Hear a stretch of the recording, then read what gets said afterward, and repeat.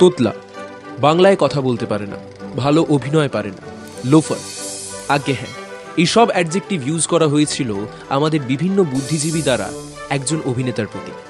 রাজনীতিতে নেমেছে কোনো পার্টির পা চাটার জন্য, মানুষের পাশে কখনোই দাঁড়াবে না, খালি টাকা বোঝে, এই সব কথাও বলা হয়েছিল এই মানুষটাকে। আচ্ছা, আপনাকে বা আমাকে যদি এইভাবে কেউ ডিসক্রাইব করতো তাহলে আপনি কি করতেন? আপনার জানি না, তবে আমি তুমুল ঝগড়া বাঁধিয়ে দিতাম। তবে যেই মানুষটাকে এইভাবে ডিসক্রাইব করা হয়েছে সে কিন্তু কোনো ঝগড়া করেনি, সে শুধু একটা হাসি মুখ দিয়ে নিজের কাজ দিয়ে সবাইকে উত্তর দিয়ে গেছে। আজ আমাদের বাংলা ফিল্ম ইন্ডাস্ট্রির নেভা প্রদীপকে নিজে এক হাতে আগলে রেখেছে এই মানুষটা। যেখানে বাংলা সিনেমা বাজেট ওভারকাম করতে পারে না, সেইখানে এই মানুষটার নামের পাশে ব্লকবাস্টার ওয়ার্ডটি সব সময় থাকে। আগে হ্যাঁ, এতক্ষণে হয়তো আপনারা ধরে নিয়েছেন আমি কথা বলছি আমাদের বাংলার সব থেকে বড় সুপারস্টার দেবকে নিয়ে। দেব নামক এই সুপারস্টারের আসল নাম হচ্ছে দীপক অধিকারী, এবং তার বাবার নাম গুরুদাস অধিকারী এবং মায়ের নাম মৌসুমী অধিকারী। কেশপুরের একটি ছোট গ্রাম মহিষায় জন্মগ্রহণ করেন এই সুপারস্টার। ছোটবেলায় মামাবাড়িতে থাকলেও মাত্র 12 বছর বয়সে তিনি পাড়ি দেন স্বপ্নের শহর মুম্বাই, যেখানে তার বাবার এক ক্যাটারিং এর বিজনেস ছিল। তার বাবার ক্যাটারিং থেকে খাওয়া যেত বিভিন্ন নামি দামি প্রোডাকশন হাউসে, এবং আজও বোম্বেতে গুরুদাস অধিকারীকে বড় বড় সুপারস্টাররা এক নামে চেনেন। ছোটবেলা থেকেই লাইটস, ক্যামেরা, অ্যাকশন এই সব শব্দ থেকে অবগত ছিলেন দেব, এবং তাই ছোটবেলা থেকেই সিনেমার প্রতি একটা ভালোবাসা জন্মায় তার। অনেকেই হয়তো জানেন না, তবে দেবের সিনেমা ইন্ডাস্ট্রিতে পদার্পণ ঘটে 2004 সালে মুক্তিপ্রাপ্ত Tarzan the wonder car movie through দিয়ে। সেখানে তিনি অ্যাসিস্ট্যান্ট ডিরেক্টর ছিলেন, কিন্তু মাটির টান তাকে আবার টেনে নিয়ে আসে এই বাংলায়, এবং 2005 সালে প্রবীর নন্দী পরিচালিত রচনা ব্যানার্জির বিপরীতে অগ্নিশপথ চলচ্চিত্রের মাধ্যমে দেব তার অভিনয়ের আত্মপ্রকাশ করে। And no, it was not a dream table. মাত্র 2 দিন পরেই সিনেমা হল থেকে এই সিনেমাটাকে নামিয়ে দেওয়া হয়, এবং এই সিনেমাটা বক্স অফিসে ডিজাস্টার ফলাফল আনে। দেব এক সাক্ষাৎকারে বলেন, সেই সময়টা যথেষ্ট কঠিন ছিল। তিনি কনফিউজড ছিলেন যে তিনি কি আবার চেষ্টা করবেন না বোম্বেতে ফিরে যাবেন। কিন্তু ওই যে বলে ডেস্টিনি, রবি কিনাগির চোখে পড়ে যান দেব, এবং বাকিটা ইতিহাস। এবং 2007 সালে শ্রী ভেঙ্কটেশ ফিল্ম প্রযোজিত এবং রবি কিনাগি পরিচালিত আই লাভ ইউ সিনেমাটা মুক্তি পায়, এবং বাংলা পায় নিজের সুপারস্টার দেবকে। Never take your success for granted, and if you are doing well then try to be better, এটাই বুঝিয়ে দিয়েছিলেন দেব। কারণ আই লাভ ইউর পর 14 মাস তিনি আর কোনো কাজ করেননি। তিনি আবার পাড়ি দিয়েছিলেন বোম্বে, এবং সেখানে নতুন ডান্সিং স্টাইল এবং ফাইটিং স্টাইল শিখে বাংলায় ফিরে আসেন।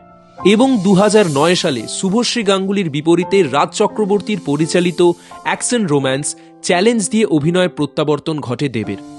এই সিনেমাটি ব্যাপকভাবে ব্যবসা সাফল্য হয় এবং দেবকে এনে দেয় তার সুপারস্টার ট্যাগ।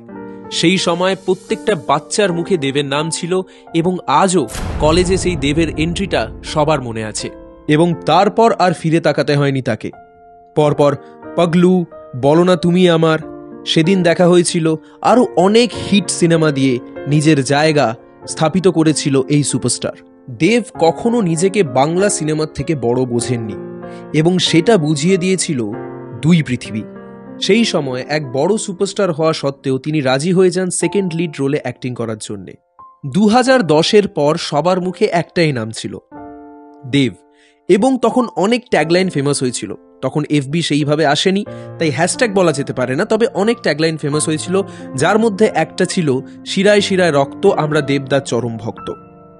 গ্রামে, পাড়াতে, আড্ডাতে সব জায়গায় তখন দেবের সিনেমার গান চলত। কিন্তু তখনও সোকল্ড অনেক ইন্টেলেকচুয়াল এবং বুদ্ধিজীবী মানুষ এটা বলতেন যে দেব অভিনয় পারেন না।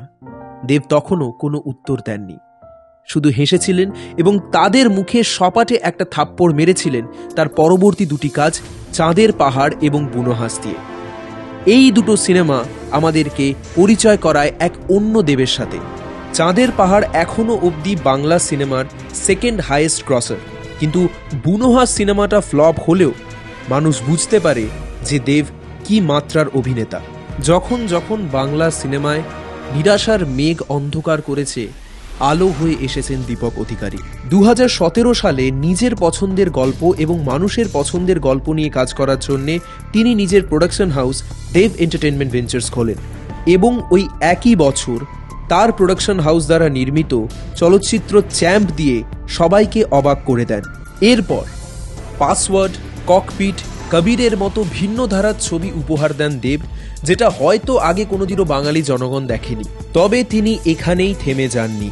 মানুষকে মনোরঞ্জন করার পাশাপাশি মানুষ হয়ে সাধারণ মানুষের পাশে থাকার জন্যে ঘাটাল কেন্দ্র থেকে তৃণমূল কংগ্রেসের প্রার্থী হিসেবে 2014 সালে লোকসভা নির্বাচন জিতেছিলেন এবং 2020 সালে যখন সবাই গৃহবন্দী তখন এই মানুষটা সবার পাশে দাঁড়িয়ে সবাইকে সাহায্য করেছিলেন এবং যেই মানুষেরা নিজের বাড়ি ছেড়ে দূরে দূরে আটকে পড়েছিলেন তাদেরকে নিজেদের বাড়ি পৌঁছেছিলেন দেব। দেব নিজেকে বড় প্রমাণ করার জন্য কাউকে কখনো ছোট করেনি। তিনি শুধু নিজের কর্ম দিয়ে সবাইকে জবাব দিয়ে গেছেন। তিনি আজ অবধি নিজের রাজনৈতিক প্রচারে কোনো পলিটিক্যাল পার্টিকে কটু মন্তব্য করেননি এবং নিজের পলিটিক্যাল পার্টির অনেক নেতার বিপক্ষে গিয়ে তিনি কাজ করেছেন তার বিপরীত পার্টির, এবং সিনেমাকে তিনি এতটাই ভালোবাসেন যে তার নিজের পার্টির অনেক কর্মকর্তার বিরুদ্ধে গিয়ে তিনি কাজ করেছেন তার বিপরীত পার্টির ক্যান্ডিডেট মিঠুন চক্রবর্তীর সঙ্গে এবং আমাদেরকে উপহার দিয়েছেন প্রজাপতির মতো একটা কালজয়ী সিনেমা, যেটা আজও মানুষের মনে আছে এবং বিগত কয়েক বছর ধরে সেটা highest blockbuster of Bengal cinema হয়ে আছে। একটা সিনেমা নিয়ে কথা না বললে হয়তো দেবের ব্যাপারে সম্পূর্ণ বলা হবে না। 2016 সালের দুর্গাপুজোয় মুক্তি পায় মাল্টি স্টারার জুলফিকার, যাতে অভিনয় করে বহু তাবড় তাবড় অভিনেতা যেরকম প্রসেনজিৎ চট্টোপাধ্যায়, পরমব্রত চ্যাটার্জি, যিশু সেনগুপ্ত, কৌশিক সেন ইত্যাদি। কিন্তু এত বড় স্টারকাস্ট থাকা সত্ত্বেও সবার নজর কেড়েছিলেন সেই মানুষটা যাকে একসময় বলা হতো তিনি নাকি অভিনয় করতে পারেন না এবং এই সিনেমাতে তার কোনো ডায়লগ ছিল না। প্রসিদ্ধ বলিউড চলচ্চিত্র পরিচালক মহেশ ভট্ট একবার সৃজিত মুখার্জিকে বলেছিলেন যে এই মানুষটা চোখ দিয়ে যা অভিনয় করে দিয়ে গেছে তা হয়তো কেউ কখনো করতে পারবে না। আগে হ্যাঁ, এই মানুষটা ছিল দেব এবং তিনি আবার নিজের কাজ দিয়ে সবাইকে অবাক করে দিয়েছিলেন। দেব আমাদেরকে শিখিয়েছে, if someone throws a rock at you then build a castle from it. দেব আমাদেরকে শিখিয়েছে কখনো মুখে নয়, নিজের কর্ম দিয়ে সবাইকে জবাব দিয়ে যাও। দেব আমাদেরকে শিখিয়েছে সবসময় নিচু হয়ে থাকতে হয়। আমরা হয়তো অনেকে অনেক রকম কাজ করি, সবাই হয়তো আমরা অ্যাক্টিং করি না, কেউ আমরা আইটি ফার্মে আছি, কেউ আমরা ব্যবসা করি, কিন্তু আমার এটা মনে হয় সবার দেবের অ্যাটিটিউডটা রাখা উচিত। তাহলেই জীবনে আমরা সবাই সাকসেসফুল হব। শুধু সাকসেসফুল নয়, আমরা একটা শান্তির জীবন পালন করতে পারবো।